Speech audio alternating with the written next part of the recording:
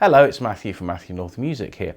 Today's video is about this. This is an old Boss Super Overdrive OD1, which I was given by my friend Rob, and it had a couple of faults and he asked me to take a look at it. So I just thought I'd show you how I repaired this pedal and see what happened at the end. Right, on the bench today is this Boss Super Overdrive pedal SD-1. And if we turn it over, we can see this is actually an original Japanese made pedal. So definitely first generation, and it is working, but it has some issues. And you might have seen the first one there. This pot here is has come disconnected. And the other problem it's got is it's missing its battery terminal at the back. So what we'll do, we'll take this apart, we'll have a look inside and see what needs doing. There was actually only 3 screws holding the bottom on the case, and we'll now lift it off and have a look. There's our circuit board inside, and already we can see the pot has become disconnected. So we'll take that protective piece of plastic out and we'll just lift this up. It should just come out like this, and yeah, there's our broken pot. However, we can see that it's just the front part has actually come out. So I'm going to take the knob off here. Just need to get another screwdriver.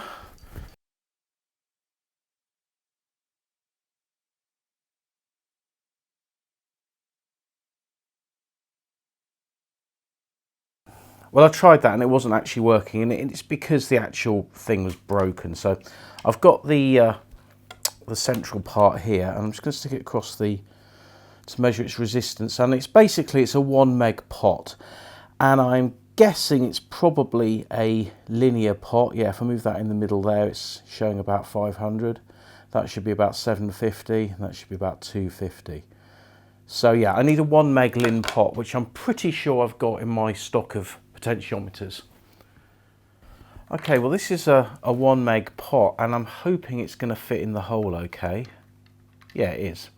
So what I'm going to do there is I'm just going to snip this locator off here, and if we look at the original pot, just to make sure we get everything right, this should have been on the top. Where's the screw thread?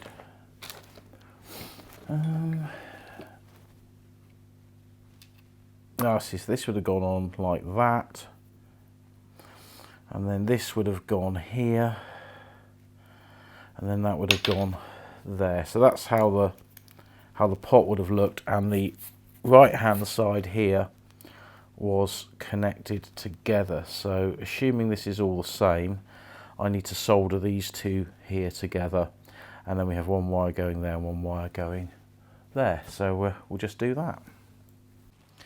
Okay, new pot is in place. There's clean tone. Let's switch it on.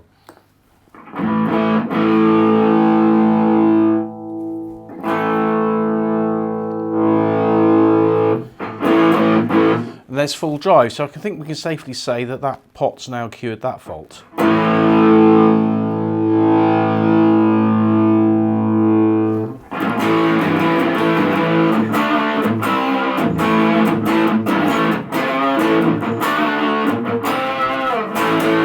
I've got to say, it's a really great sounding overdrive pedal.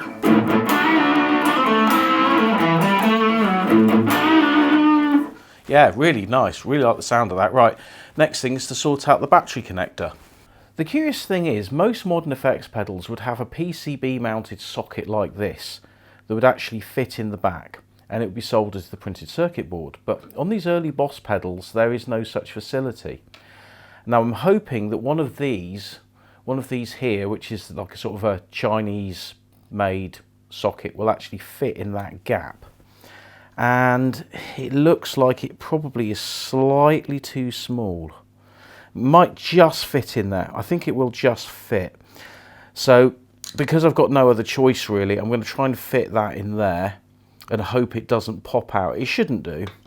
If not, then maybe I will need to get a piece of plastic or something and make a hole in it to slot it in place, or I might just literally plonk it in place and stick a bit of hot glue in there. I think actually that's probably the best option actually, hot glue gun in there, and then it should all work okay. Now wiring this, it will be wired to the standard Boss polarity, which is that the tip or the hole of the plug is going to be negative and the outside is going to be positive. So just leave me to that. I'll just do a little bit of wiring and see how we go. If you look carefully, you can see the blue wire here is going to the ground input. Now, for some reason, that was twisted around one of the positives as a temporary bodge. And obviously, it hadn't quite touched one of the positives, or else it would have shorted the pedal out. Anyway, I've popped this, as you can see there, this connector in, and it all does seem to work. I'm just going to get my hot glue gun now, and I'm going to stick some glue just around it to keep it in place. And then I'll put this back together, and it should all be ready to go back to my friend Rob. Well, I might not be the tidiest person with the old hot glue gun, but that's certainly going to stay in place. Okay, with all that done then, I'm just going to give it a quick test. I've got the power supply plugged in on this occasion, I've got it switched on. I'll put the level and the drive in the middle, and the tone, there's a little dot, everything's in the middle at the moment. Turn the drive up, turn the drive down.